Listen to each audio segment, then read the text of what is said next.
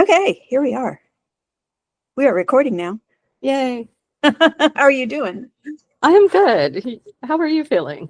I'm better. I guess it must have been allergies, but that doesn't explain why I slept so late yesterday. If I have a sinus headache, I can sleep. Yeah. Yeah, that's true. That's true. Well, speaking of sleepless nights, our poor Mr. Katides. Let's jump in. I'm just trying to resize things on my screen. Alrighty.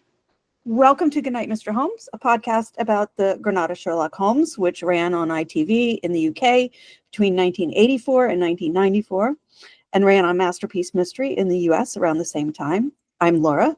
And I'm Rachel. And today we are looking at episode 9 in the series. I can't believe we're up to 9 already. Which is called The Greek Interpreter. First published in the Strand magazine in 1893. I don't think there's much currency here except for the 5 sovereigns. So yeah, there's not a lot, and there wasn't a whole lot in the annotated about this that was relevant. A lot of the annotated is about like people's alternative theories. Like there's one that Mycroft had his own consulting detective agency when he was younger. Under Martin Hewitt. What? And I was just like, where do people get this stuff? Yeah, that sure sounds like Mycroft. Right. Oh, I love this episode because it was such a great portrait of Mycroft, actually complaining the whole time. Mycroft is me. I can relate. So the show opens at a dockyard where there's a young man. He's carrying 2 suitcases, and he seems to have just disembarked because he's coming out of a building that's labeled like something steamship. Mm-hmm. And he's consulting a piece of paper that he pulls out of his pocket, and he's approached by a gentleman in a top hat who greets him by name, Mr. Katides, and he introduces himself as Mr. Latimer. And Katides is responding in Greek. So, and that's not translated. Yeah, and Latimer clearly does not speak Greek. No. And he escorts Katides to a carriage. And as they're walking, another man in a top hat is hiding behind some barrels, and he's smoking, and he's laughing to himself, and he looks evil. Mm-hmm. So the evil guy comes up behind Latimer and Katides as they get closer to the carriage, and he whacks Katides over the head with his cane. And Latimer... They drag him into the carriage that Katides was voluntarily getting into anyway. Yes. And it takes off, but the driver looks like he's not really crazy about the whole situation. The driver's like, what? He was going in and what are you doing? This was so not necessary. And then back at 221B, we get Watson's voiceover explaining that he's never heard of Holmes referring to his family or their origins. And he's come to regard Holmes as, quote unquote, an isolated phenomenon, as deficient in human sympathy as he was preeminent in intelligence. Obviously not been paying that much attention. Yeah. Holmes talks a good game, but you look at his actions and he's not devoid of human sympathy. No, in fact, he gets angry at stuff that, should make you angry. Yes. I mean, this is the myth that anger is not an emotion or a form of sympathy. Yeah. But he also does show sympathy where it's needed. He does. He absolutely does. Watson is saying that he's come to believe Holmes was an orphan, but one day Holmes begins talking about his family. So we see Watson kind of leaning up against the wainscoting while Holmes is sitting on the floor flipping through sheafs of documents next to a trash can. Tossing things in the air. Yes. We've talked about how his papers are basically like his Google. So like this is him clearing the cache. Exactly. Yes. And then, so hang on, I've lost my spot here. Okay. Holmes is talking about his grandmother, who was the sister of the French painter Vernet, who's real. Yeah, I looked up his paintings. I really like them. They were he had a really good use of light and composition in his paintings. They're very dramatic. Oh, wow. Okay. I'll have to look for that. And he says, and this is part of the whole, like the way they used to regard things, that the art in the blood is liable to take the strangest forms. I love that. Yes, I love that too. But meaning that his innate ability to creatively solve crimes is hereditary. Yes. And the subtitles have the name as Bernet. You know, if they just misspelled it a little bit more, it would be like that French sauce. Yes, it's my favorite sauce. Holmes is descended from it, apparently. And then he says, for example, my brother Mycroft. And then Watson's like, he's in shock. Oh, I didn't know you had a brother. And Holmes tells him that Mycroft is even better than Sherlock at observations and deductions. And Watson kind of laughs and says, Holmes, I know you are not a modest man. And Holmes interrupts him, telling him, well, he says sarcastically, I know you are a modest man. Yeah. And basically Holmes tells him he's got no use for modesty. Yeah, just speak truthfully, essentially. So I used to know a nun who was the head of the neighborhood Catholic school in Park Slope in Brooklyn. And she used to tell the story of another nun who worked there. She was a math teacher who was extremely good at both math and teaching it. And one day a student was like really impressed by some problem solving the teacher had done and said something like, wow, you are really good at this. And the nun responded, I know, I am. And then the student said, but isn't pride a sin? Shouldn't you be modest about it? And the nun said, truth is never sinful. It's not a pride to understand your own gifts. Yes. And that's kind of what Sherlock Holmes is saying. Yeah, pride is exaggerating your abilities. Right. But the facts are the facts. Watson says he doesn't doubt Holmes at all, but how has no one heard of such an extraordinary man?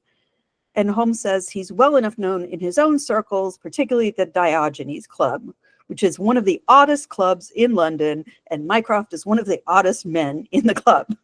Yeah, the story uses the word queer instead of odd. But you know, queer as in meaning unusual. Yes. That word has changed a bit since then. Kind of like the word pussy in Agatha Christie books. Yes. Is often used to refer to Miss Marple and clearly means like elderly woman or fussy elderly woman. Yes, like but it still like gives me pause. I know. I come across it. You're calling me more than a cunt. Basically. You know what those old pussies are like. I'm sorry, what? Yeah, we used to call them biddies where I grew up. Yeah. So here was where I first noticed the makeup in this episode. Oh, yes. It's almost like they let an intern do the makeup for the episode, and all he had was white grease paint, and the only thing he knew how to do was put it on faces. Holmes is unnaturally pale, his face is, but his neck and ears are normal. And same with Watson, although you know he's not quite as white. And I noticed too, and I mean, this is not the only episode where Holmes's makeup is kind of like that, because his eyes are kind of red rimmed. So it looks really unnatural. Yeah, and it's not blended. Really. No. Like, it stops at the jawline. Yeah. So Holmes is lighting his pipe very slowly, while Watson is kind of prowling around him, just looking at him. And Holmes says, almost with disgust, I suppose you wish to meet him. Watson says, of course I do. Even if it's to prove that he exists. Yeah, Holmes is clearly enjoying, like he knows he dropped a bomb on Watson and he's clearly enjoying Watson's reaction. He's drawing it out. Yeah. So Holmes tells Watson that they'll meet with Mycroft that afternoon because he's got a problem that he thinks Holmes would be interested in. So Watson basically is like, if Mycroft is so smart, why isn't he solving it himself? And Holmes basically says that Mycroft doesn't like to get up from his armchair and he has no ambition. And no energy. And no energy, yes. Watson asks what Mycroft does for a living, and Holmes says that he audits the books for some government departments. I deal with auditors at my job, and I'm pretty sure people hide under their desks when they see Mycroft coming. Mm-hmm. Oh my God, why are you asking me this question? I explained it 3 times in person and once in writing. Have you considered paying attention? So then we're inside the Diogenes Club as Holmes and Watson are coming in, and Watson's asking what the qualifications are to join. And Holmes says, shyness and misanthropy. My brother is one of the founding members. Yay. I know. Where do I sign up? There is a thing called a silent book club where everybody gets together and just reads their own books and doesn't talk. Oh, God.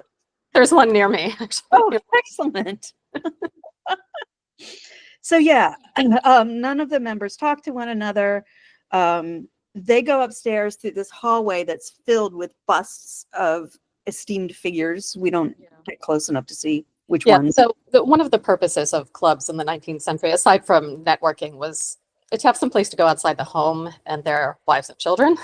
So yeah, it's like a third space for men. Exactly. Yeah, I used to think the idea of the Diogenes Club was ridiculous, but I've since had friends who had children. I've read forum posts by parents of young children. Yeah. I can see the idea of a club where nobody can talk to you. Really appealing. Yes. I was a talker as a child, and God, my uncle once told me that if I didn't talk for an hour, he'd buy me a Barbie. My parents had refused to buy me a Barbie. Oh my God. And my parents just laughed because, like, there's no way this child is going to be silent for an hour. Anyway, that's how I got my first Barbie doll. Yes. You could only be more manipulative than talkative. So we see that in a room off to one side, there are dozens and dozens of men sitting in these big leather armchairs I'm so envious of. And they're reading newspapers or books, or they're napping. Mm-hmm. And none of them are speaking. And Watson's kind of like, all righty. They continue to go upstairs, and they come into this room. I just love this room. It's lined with bookshelves. And Holmes says, we can talk in here. And Watson says, well, thank goodness. And it just struck me that silence, he might be one of these people that silence really gets to, like being uncomfortable in what others would consider companionable silence. Yeah. Like almost like a nervous talker. Mm-hmm. Could be. Yeah. So by the window on a stepladder that's clearly meant for these bookshelves, it's a special kind of stepladder with like a post that you can hang on to as you're climbing. And Mycroft is perched on the top step, and he's watching out the window. The bottom windows are stained glass, so you can't see out of them unless you're tall enough to peer over them. So that's why he's set himself up this way. And it also gives him the chance to look down on people. This is true. I didn't think of that. Oh, excellent. And he says, look at these 2 men, Sherlock. And Holmes scoots up the other stepladder, which conveniently happens to be there in this tableau. Well, Mycroft didn't know they were coming. And Mycroft said, what do you make of them? And then they do deductions. Mm-hmm. Each of them kind of outdoing the other. Yeah. And this is Watson's introduction to Mycroft. Yeah, he's looking at Mycroft like a Taylor Swift fan getting to Yes, he's totally delighted. And Mycroft says, for anyone wishing to study mankind, this is the spot. Meaning the view from the window. Because it's on Pall Mall, we're meant to understand. Mm-hmm. And there's a park. I don't know. I can't remember if it's St. James. I think it's St. James Park. So there's a lot to see there. And Watson really begins questioning the deductions that Sherlock and Mycroft are making. And Mycroft is starting to outline his reasoning, but then they're interrupted by a knock on the door. Yeah, before we go further, Yeah. I want to talk a little bit about Mycroft, specifically Charles Gray, who's playing Mycroft in the episode. Oh, yes, please. Nicholas Meyer wrote a book called The 7% Solution, which is an alternate history of the final problem. Essentially, there was no Moriarty as evil villain. It's just, Holmes was addicted to cocaine and was Right. it's a fun read. It was made into a movie, and Charles Gray played Mycroft. Mm. He was also in the Rocky Horror Picture Show. Oh my God, really? Yeah, and he played Blofeld in Diamonds Are Forever. Oh my God. So I was just watching this episode of House last night, and it's an episode with a cat. And in one scene, he's sitting with the cat. And everyone's like, "What are you doing petting a cat, dude? Because you're so, and he starts talking about Blofeld.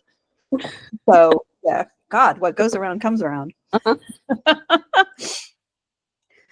So a Mr. Mellis, who speaks in an accent, enters the room, and Mycroft says that Mellis has come to him with a problem that caused Mycroft to send for Holmes. Yeah, Mellis lives on the first floor above him, above Mycroft, which means Mycroft has a ground floor flat. For Americans, that means Mycroft is on the first floor. Yes. My flat is on the ground floor. So Melas says that for many years he's been the chief Greek interpreter in London.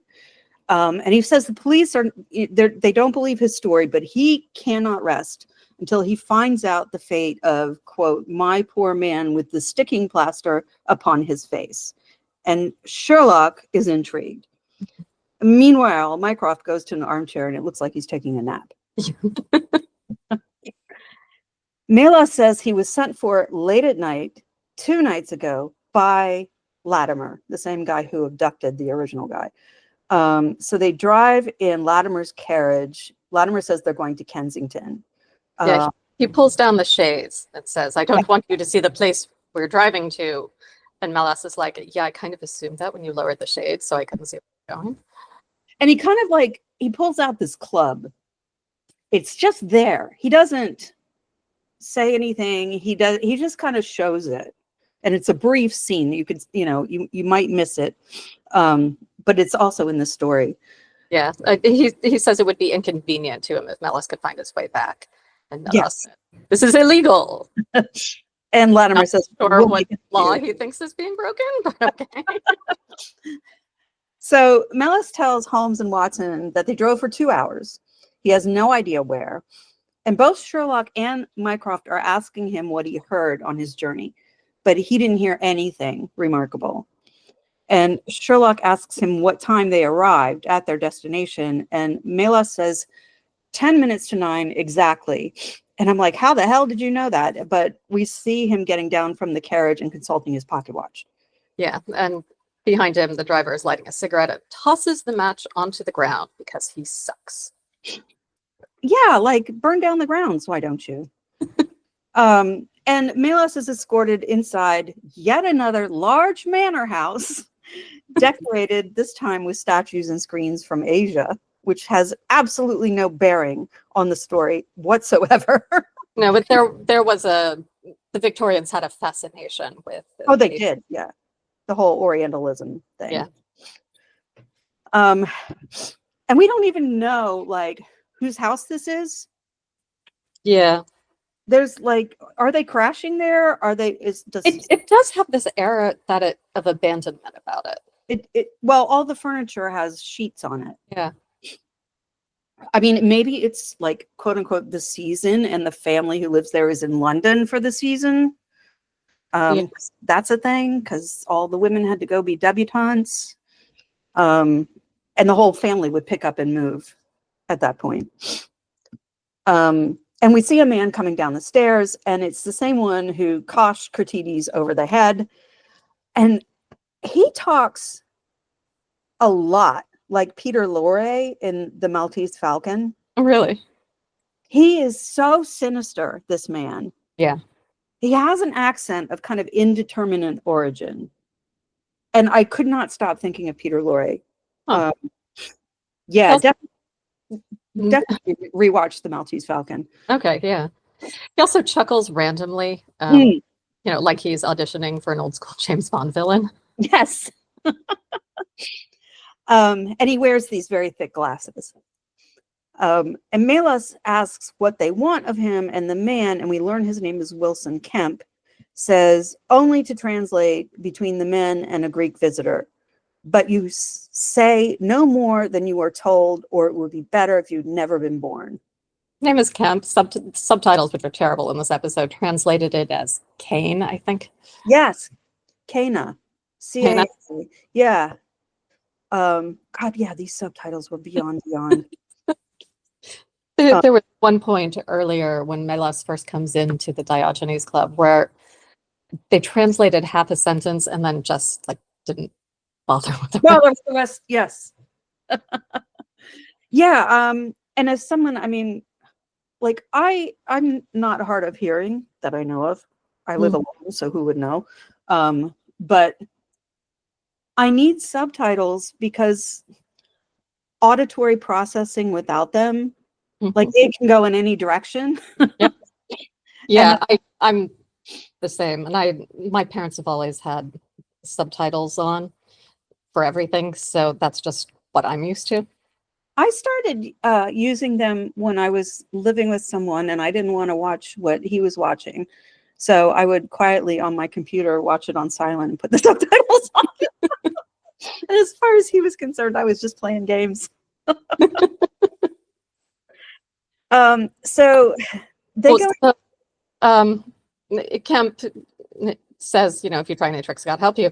And then we jump back to present day so that Holmes can say the very important, very necessary command, pray, continue. Great interruption. That was necessary. Well, I left that out of my narration. So thanks for bringing us back there. So they're going into this room that is very dimly lit, and they bring in Petrides. He's in a dressing gown, and his face is almost entirely bandaged. But so, badly. He's yes. like a badly dressed mummy. Yeah, and like his eyes, but like rags. Yeah, and there's like a triangle around his nose, like from his forehead. Yeah. Yeah. So they've been beating him on the regular. And don't know how to dress the wounds. And they give Cratides a slate tablet and chalk, and they're roughhousing him as they do it. And Melas is to ask questions, and Cratides is to write down his answers. So Kemp asks Melas to ask Cratides if he's ready to sign the papers, and Cratides tries to take the bandages off his mouth to respond, but he's very threateningly shown the chalk instead. And he writes in Greek, never on the slate. And Kemp says, on no conditions. And he responds in his way, only if I see her married in my presence by a Greek priest who I know. And Kemp says, you know what awaits you then. And he responds, Cratides responds, I care nothing for myself. And Melas, at the behest of Kemp and Latimer, continues to grill Cratides. And he's very uncomfortable. He doesn't want to be in this position. Yeah. And you can tell he has like real sympathy for Cratides and his poor, bandaged face. He gets a little wise with his interpreting, testing to see if Kemp and Latimer can understand. And they don't. So Melas begins asking him sort of questions within questions outside of what was strictly being demanded of him, despite the threats. And he finds out that Cratides had come to London alone, had been there for 3 weeks, and was being forcibly starved. At which point, back at 221B, or back at the Diogenes Club, Mycroft and Holmes appear utterly appalled, which, again, goes to Holmes's sense of sympathy because he doesn't even eat. Yeah, so cold and inhuman. So why would he care if someone's being starved? It's just like normal. But no, he does. Maybe that's why they specified forcibly starved. I guess so, yes. So those facts and Cratides' name is all that Melas could uncover. And he says if he'd had another 5 minutes, he would have wormed the whole story from him. And we see Kemp menacingly polishing a gun as Melas continues to ask Cratides questions. But then a woman comes in the room saying, Harold, I could not stay away any longer. Cratides leaps up from the table. He's embracing her. He's yelling, Sophia! And Latimer and Kemp pull him off of her and shoo her out of the room. Kemp gives Cratides another thump with his cane. And then they pay off Melas with 5 sovereigns, which I'm not sure what that's worth now. Yeah, I think we'd looked it up for another episode, but I didn't make a note of it for this. It's not that much. Yeah. Well, a sovereign, what, is a pound and a little more? Or maybe I'm thinking of a guinea. But yeah, not Yes, great. it's like, you know what? I'll look it up. Okay. And they tell him not to tell anyone, or may God have mercy on your soul. And then he's put back in the carriage, shades down, another 2-hour ride. And then they shove him out of the carriage near Wandsworth Common, which is on the south side of London. It's now a very posh area, but back then it was kind of remote, a little bit squalid. Wandsworth Common itself was a place where there were Romani encampments. So, and we see a sign sort of in an alleyway that says magic, so it's kind of leading us to believe that maybe some skullduggery goes on around there. Any thoughts on the sovereigns, or should I just keep going? It's not really clear. Yeah. It's all more about, what if you found a gold sovereign today? How much would you pay for it? I would put it on my watch chain in memory of Irene Adler. So in the Diogenes Club, we see this butler coming in slippers. He's got like overshoes on top of his shoes that are very soft to muffle his footsteps. No sound at all. And he's bringing Mr. Melas a glass of brandy. So presumably someone has sent for this. We're big on brandy in this episode. Big on brandy. Sherlock asks what steps Mycroft has taken so far, and Mycroft says he's placed an ad in the newspaper and queried the Greek delegation, I guess the embassy, but to no avail, which kind of gives off the whole, I've tried nothing and I'm all out of ideas. Yeah, well, what he did do, which he probably shouldn't have, the ad was very specific. What if there were the whereabouts of a Greek man named Cratides and a lady named Sophia? And I'm like, you were supposed to be smarter than Sherlock Holmes. Yeah, this is not going to go well for Melas. No. And Sherlock asks, what about the Athenian police? And Mycroft turns to Watson and says, Sherlock has all the energy in this family. And yes, Sherlock twigs onto this. He tells Melas to be extremely careful because the advertisements Mycroft has placed will be a tip-off to Kemp and Latimer that he's betrayed them. So way to go, Mycroft. In fact, as Cratides leaves, we see Latimer at the club, hiding behind a newspaper, watching him go. In an armchair, yes. So not sinister. Nope. And how did Mycroft not know this? He's supposed to be so smart. I mean, again, continuity, plot holes. Yeah, exactly. This is not really what you would expect of somebody who's the head of the British Secret Service, as we find out. Later. Yeah. So there's this wild scene back in Baker Street. Holmes and Watson are walking down the pavement. Watson is theorizing that Latimer stole Sophia from Greece, but Holmes says, no, Latimer doesn't speak Greek. Sophia does speak some English. Therefore, Latimer hasn't been in Greece. So Sophia visited England and Latimer got hold of her and persuaded her to elope. and the brother has come from Greece to prevent that. In all of this, they're surrounded by this gaggle of children who are making a lot of noise. Yeah, I was going to say something. Hence the need for these clubs. Yeah, and one of the children trips, and It the whole sprains his knee. helps him back up to his feet because he's so cold and inhuman. Exactly. Yes. And at one point, Sherlock ducks into a shop. I thought it was a bookshop, but turns out not. And he comes out again very quickly. The telegram, apparently. Yes, he's saying that Cratides is the trustee of Sophia's fortune, and the documents that he's being forced to sign have to do with that fortune, presumably like signing him over to Latimer. So they need to find Sophia in order to begin solving the case. And so they go up to 221B, where Mycroft is waiting for them, saying that he passed them while Sherlock was in the telegraph office. You didn't expect such energy from me, do you? And Mycroft has had an answer to his ad, which came just after Watson and Holmes left the Diogenes Club, hence his relative alacrity coming to 221B. It was written, he says, with a J pen on royal cream paper by a middle-aged man with a weak constitution. And I looked up a J pen. Yeah, I do. It was hard to find It's a nib. It's a type of nib. And it was meant for everyday use as opposed to your finer calligraphy. Yeah, that took a while. Yeah.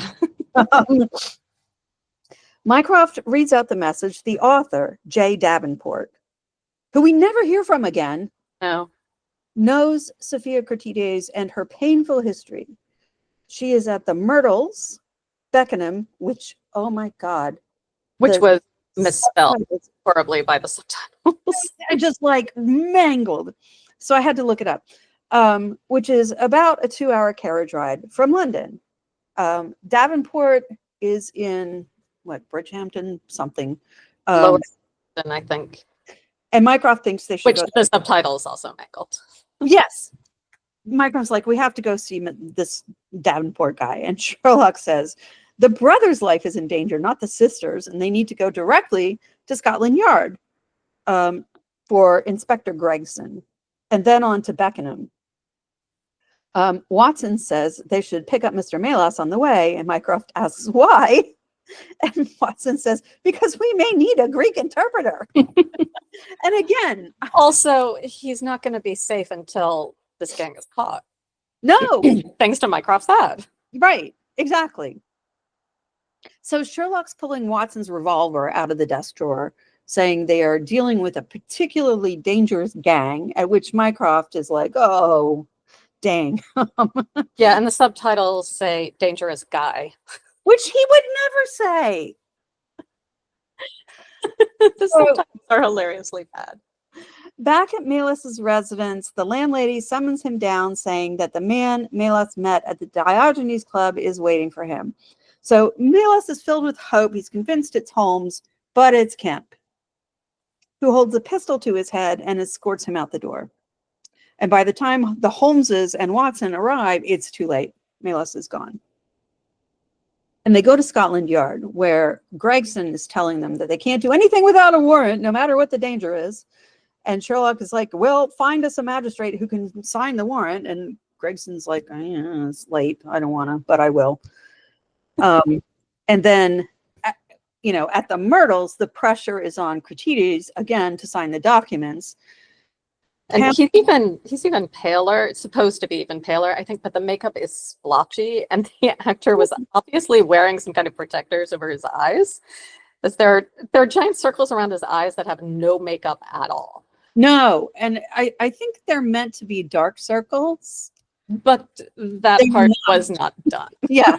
We only have white grease paint. So Kemp tells Melas that he's, not Melas, Cratides, that he's, that he's out of patience and will kill Cratides if he doesn't sign. And he's holding a stiletto up to Cratides' jugular. And Melas is pleading with Cratides, who keeps refusing. And at this point, I noticed he's missing back teeth. Oh, is he? Yeah. And I'm not so sure that was makeup. Hmm. I mean, back teeth are the least important. And I know it's only in recent years that they've even become a I priority. think they did give him a bruise around his mouth where the They back did. teeth are. Yeah. So maybe they are maybe implying that he lost his back teeth. I know my father-in-law, ex-father-in-law, who was a prominent attorney, had missing back teeth Hmm. and could not be bothered to go and get the cosmetic done. And this was in the 80s, so I think it's a pretty recent Hmm. concern. Okay. As long as your front teeth are fine and you can Yeah. smile. So at Scotland Yard, the Holmeses and Watson are likewise pressuring Gregson to let them go without a warrant. They've been there for an hour, which is time they cannot waste. At the Myrtles, Kemp is telling Melas that if he kills Cratides, he has no more use for Sophia, so she'll die too. And Melas translates this, and that's what breaks Cratides. He Yes. signs the papers, and Latimer drags him from the room while Kemp is giggling. Yeah. He also noticed Cratides, he's been there, 3 weeks now? He doesn't have 3 weeks of stubble on his chin. So I guess in between beatings, they've been shaving him. And he's Greek. It's not like he's, Nordic or from a country where facial hair is not a thing. He's Mediterranean. He's going to have permanent 5 o'clock shadow. Yeah. Also, this is a lot of effort to go to just to get some papers signed. Like, why not just kill him and forge his signature? Thank you. Yes. Did they need it notarized? We sound educated, but we're actually illiterate, and so we can't forge signatures. Or they kidnap, beat, and murder, but we don't violate laws against forgery. We can only go so far. Kill him and forge the documents. So finally, the Holmeses and Watson get their warrant, and with Gregson, they hurry to Beckenham. We mean the horses are trotting, not galloping. Right. Out of the carriage, Sherlock deduces from the gravel that a heavily laden carriage has left within the last half hour. Inside, the house is deserted, and Sherlock says the nest is empty and the birds are flown. But then they hear groaning, and they enter a room and begin gagging and coughing. There's this huge incense burner that is producing large quantities of sulfur gas, and Melas and Catrides are lying on the floor. So the men drag the bodies out of the room. Catrides is dead. Watson sees that he's been beaten to death. The sulfur has nothing to do with it. Mhm. Melas coughs himself awake, and again, they get him brandy. And Sherlock looks into Sophia's room and notes that she's left in a hurry, but not with a struggle. And Mycroft says that man Latimer must still have some power over her. And Sherlock says he wonders how much remorse Sophia has for abandoning her brother in favor of Latimer. And Mycroft says, you still retain your low opinion of women. Despite the evidence. That he doesn't have that. Yeah, but also, it really seems like she's a co-conspirator. And he says, it's not a low opinion of women to say, it's hey, her. This person who did it. And he says, in this instance, I fear I may be justified. And Watson is holding a book, and he says they appear to have consulted a Bradshaw. Bradshaw's Continental Railway Guide. Yes, Bradshaw was the publisher of timetables and travel guides. And so Holmes is looking at it, and he says, the boat train. Yeah, boat train carries people to a port so they can make a connection to a passenger boat. So Gregson says the murderers won't get far. I'll have men at every port if need be. Mycroft says the boat train makes one stop between London and Dover at Herne Hill in 23 minutes. Now I'm doing math. They're 2 hours outside of London, which means they would have to go back through London towards Dover, to get there.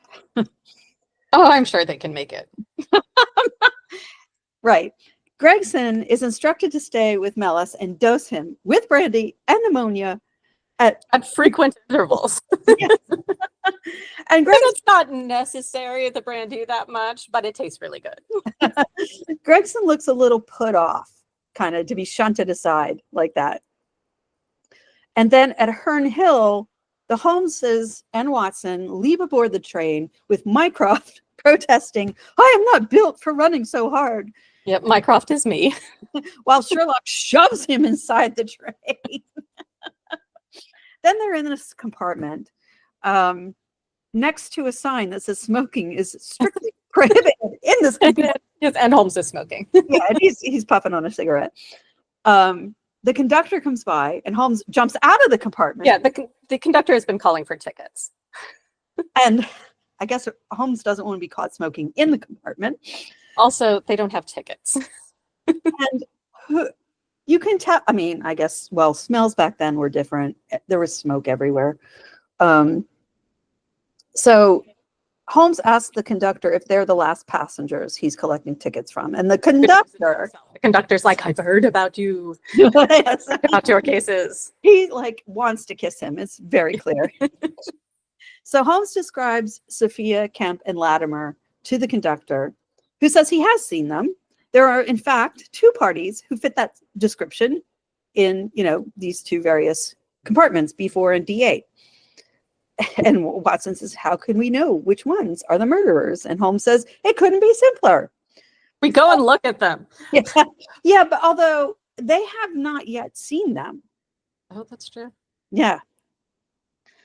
We've been seeing these characters through the eyes of Catrides and Melas. Mycroft has meanwhile seemingly fallen asleep, and Sherlock says not to wake him. There's danger enough for the two of us. But then we see Mycroft kind of watching them leave the compartment. And my first impression was he really just does not want to move. My impression, just from the expression on his face, was he was kind of put off by Holmes's statement.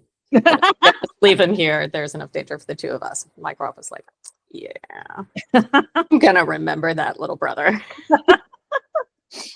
So they get to the first compartment, and Holmes says one of the men is a left-handed printer from Deptford. His elder brother is an alcoholic. The lady traveling with them doesn't know them. They're just in the same compartment. She's a machinist from Bradford who is going to the continent to find romance. And according to the subtitles, Watson says, "Can't harm mine then," and Holmes responds, "Whatever." What? I am not joking. I don't know what they actually said. I know, and I watched it as they were talking, and now it's all I can hear is what the subtitles wrote. I watched it a couple of times, and I still can't unhear that. Yeah. So they go to the other compartment where Latimer is sitting with Sophia. Holmes addresses her in Greek, and she answers. An Eton education will get you so far. Yeah, I had a note. Holmes speaks Greek? Well, Greek and Latin were part of every boy's classical education. If you're from Latin was. I didn't know Greek was. Oh yeah, Greek was too. Yeah. Wow. So that you could read the Gospels in Greek. My parents, who were ministers, had to study both Greek and Latin and Hebrew. They were ministers, so that's but Greek was part of their. Don't forget, education back then was religious education. Yeah, true. All the schools were run by Anglicans, so women wouldn't have learned Greek necessarily unless they wanted to, but it would have been beaten into the boys. So Holmes sits down and tells Latimer to sit still. And Watson comes in behind Holmes and shuts the door to the compartment, and they all stare at each other until Latimer says, "Who the hell are you?" And Holmes doesn't answer him, but he says, "The third member of this party is absent, but I'm sure he will return." And then the camera jumps to Kemp drinking champagne, wearing a diamond pinky ring in the dining car. I want to be on a train like that. I know. The Orient Express is still a thing. Yeah. It's so expensive. I know. So Holmes asks Sophia if she's Latimer's prisoner, and Latimer tells her not to answer because they're not the police. Why the police, Mr. Latimer? Were you expecting to meet them? Holmes says. And Latimer tells them that she's his fiancée and they're going to the continent to get married. Please leave us alone or I'll be obliged to call a guard. And Sherlock says, please do, or I shall have Dr. Watson do it for you. And Latimer gets this look on his face.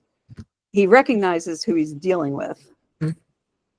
And Sherlock asks Sophia again, and she says it's true. They're going to go get married in Athens. And Sherlock says, I fear not.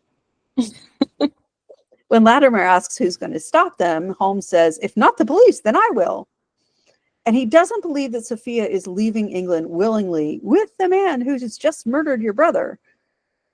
Latimer says it's not true, but Sophia is shocked. And she says that sorry. Her acting in this scene is very ambiguous. Yes. So it's really hard to tell if she knows everything and is a willing participant or if she actually is shocked. Oh, yeah, there's a bad explanation for that. Yeah. So she says that Latimer told her that Cratides would meet them in Athens as soon as he's well. He will, says Latimer to Sophia, but Watson says your brother's dead. Sherlock tells them that he found the body himself in Beckenham and he'd been tortured to death. And Sherlock points the revolver at Latimer and says, Melas is alive and a witness to see him hanged. Latimer jumps up. First he seizes Sophia, then he shoves her at the men while he goes out the outer door, which is a mistake because he's basically committing suicide by jumping off the train. Yeah. And it's chaos, right? He's swinging from the door. One of the windows breaks. And then he kind of like drops off the door. It looked like he was like electrocuted or something. I thought it was the wind that got him. It was really hard to tell what was going on. It looked like there was some electrical something around him. Okay. I could I mean, it was really unclear. It was mayhem, which, frankly, makes sense because when something like that is happening, you don't always process what's going on as it's happening. Yeah. And we've talked about that before. Yes. Meanwhile, Mycroft has joined Kemp at his table in the dining car. And they're chatting. Mycroft is telling him he's never left England. And Kemp is all, oh, you must go to Greece. And Mycroft asks if Kemp can speak Greek. And Kemp says, no, but one can always find a good interpreter. And he's presented with a bill and he gets up to leave. And Mycroft gets up as well. And he makes like the train jolts. And Mycroft is suddenly hugging Kent. Yeah, they shake hands and Mycroft pulls him into him. And he says, sometimes I forget my size. His manner changes as Kemp leaves. Goes from, companionable, I've never been up to, that right slitted-eyed look that he'd, that kind of attitude that, he gave as Holmes and Watson were leaving the compartment. Yeah, it's like he drops his face. Yes, like the mask comes off. Yep.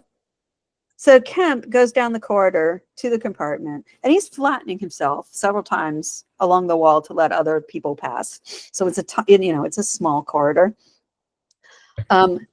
Back in the compartment, and amazingly, no guards have come through. Even though Latimer broke one of the windows as he fell from the train, somehow they've gotten the outer door to close again.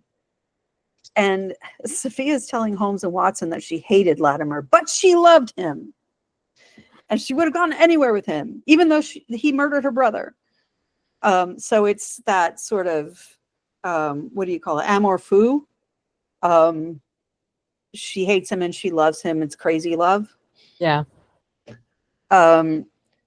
Sherlock leaps up, opens the compartment door to Mr. Kemp, saying, we were expecting you. And Kemp laughs.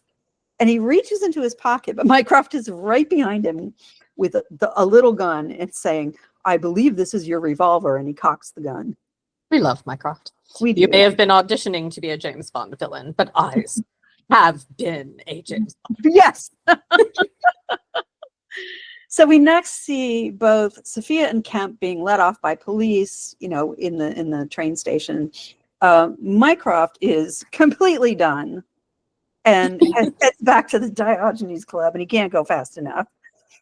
Something about like, I can close the door behind me and keep all of this madness out. Watson asks Holmes what will happen to Sophia, and he says, after questioning, nothing. She's cold-hearted and compassionless, but nothing's going to happen to her. Mm-hmm. And Sherlock strides off down the train platform as Watson follows the police, and then we get the billowing steam from the train. Yeah. Yeah, so we watch Holmes walk alone into the fog like some war detective, which he isn't. No. Or like, I don't know if you ever saw the movie Shane. It's a Western, and at the very end, Shane is leaving the ranch that he's been helping out at, and the little kid is on this fence watching him go, yelling, Shane, Shane, and Shane is going into the sunset on his horse. So it's a similar vibe. Yeah. What do we make of this? How do we interpret the Greek interpreter? I like the story. It's not my total favorite, but I do like the introduction of Mycroft. I do.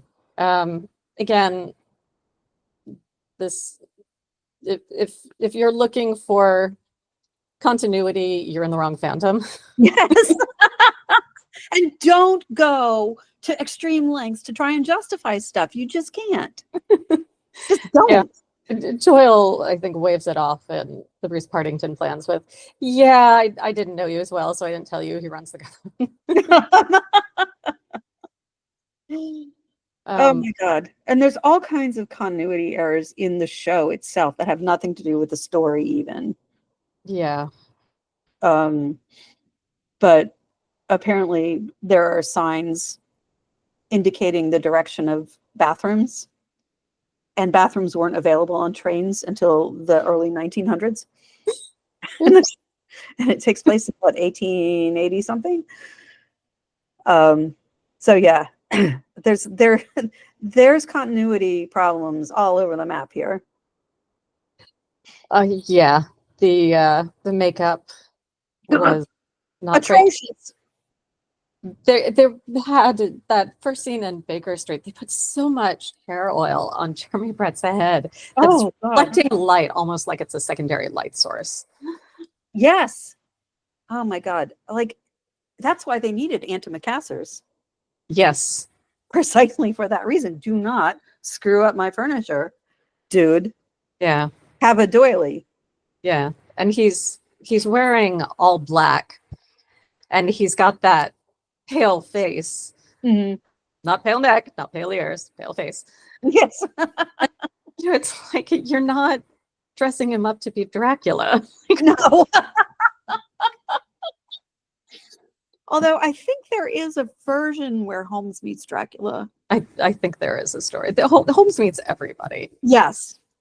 And I mean, weirdly, it wasn't done by Billy Wilder, but yeah, this was ugh. It did make me think, though, of these gentlemen's clubs. They still exist. The Athenaeum, which was like one of the major ones, the Groucho Club. The Athenaeum just had a scandal. Apparently someone was raped there. Oh, wow. They had to shut down for a few weeks while the police were investigating. The Groucho is for artists. Athenaeum is for like statesmen, but also some artists if you're good enough. Mm-hmm. There's another club that just started admitting women. I forget what it's called, but it just started, like 2025 just started admitting women. And Stephen Fry is a member of it. Mm-hmm. He was very pro admitting women, but why did it take so long? Yeah. Yep. And I was thinking of Stephen Fry in this because we were meeting Mycroft, and he's played Mycroft. Yeah. And he's also played Oscar Wilde. So,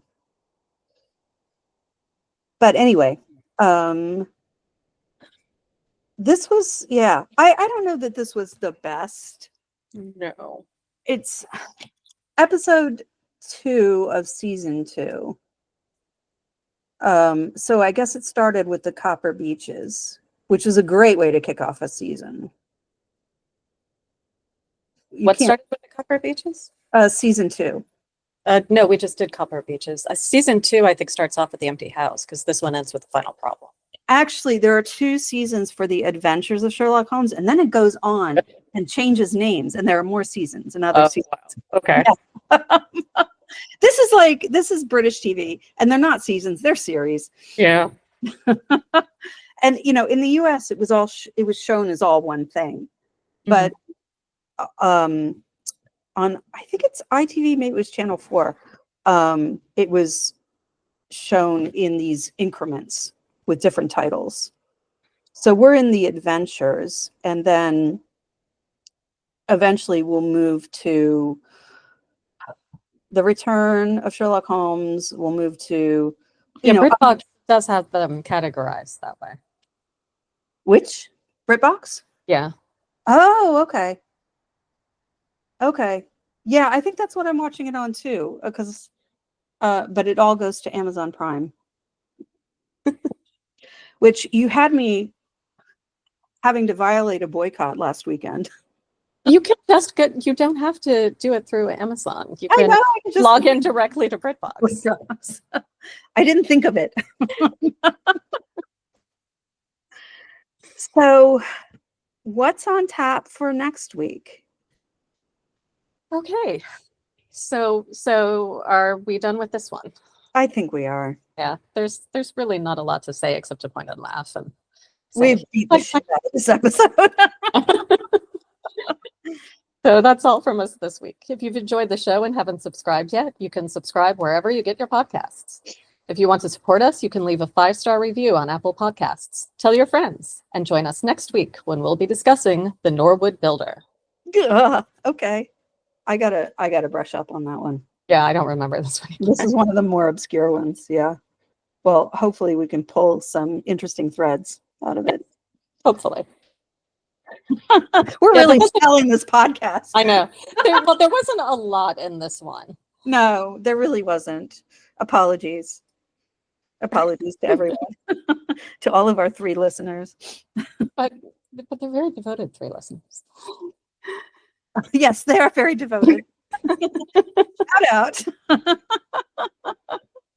Shout out. But yeah, there wasn't a whole lot to this one really. It just the most to talk about was the bad makeup and bad subtitles, which you said even the IMDb page mentions how bad the subtitles are. Yes. And you know what? I noticed though a distinct lack of racism. That is true. Which, wow. Yeah. Maybe it's because the Greeks invented classical civilization. Who knows? Yeah. But I would imagine actually. Yeah. Yeah, but there's no like mystery of Africa or America or like these vast continents where only insane things can happen. Yeah, but you can relatively easily get to Greece from the UK. Yeah, well, it was where they would spend their what we now call a gap year, but they would go on what is called the Grand Tour. Yeah. And they would go through Italy and Greece and France. Yeah. Yeah, Terry Pratchett in one of his books calls it the Grand Sneer, where you travel to other countries and note how much worse they are than yours. Oh my God. The food's better in Greece. Mm-hmm. All righty. Yes. So until next time, we will see you next week. Bye. Have a great one.